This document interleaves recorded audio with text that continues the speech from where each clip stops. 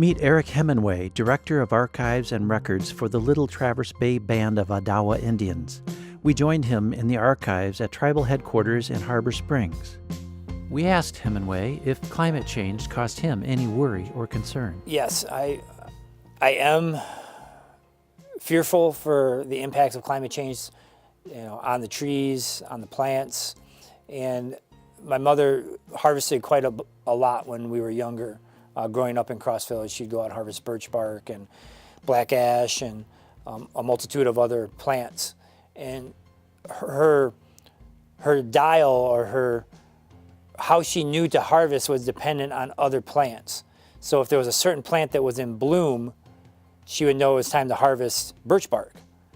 Or if a certain flower was blooming, she would knew it was the time to harvest this other thing. So she would always watch the environment, not the calendar so much, but the environment. And when there was an indicator of this flower, she knew to go and harvest. And with climate change occurring, the indicators are thrown out of whack. And she's getting older and she needs a little bit more help, when we harvest. And she's like, this isn't blooming now. It usually blooms this time of year, but it's not, or it's really early. And the other plant's not catching up. The trees aren't catching up with the flowers and so on and so forth. So yeah, it's really concerning to me, not just as a Native person, but as a historian, because I know what these trees and these plants mean to the tribe historically. The black ash is part of our cultural identity, our cultural fabric, our history.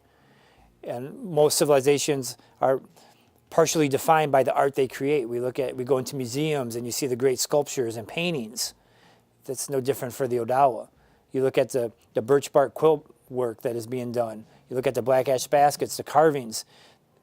Those are indicative of our community and they tell stories. So when the tree is no longer the medium to tell the story, what happens?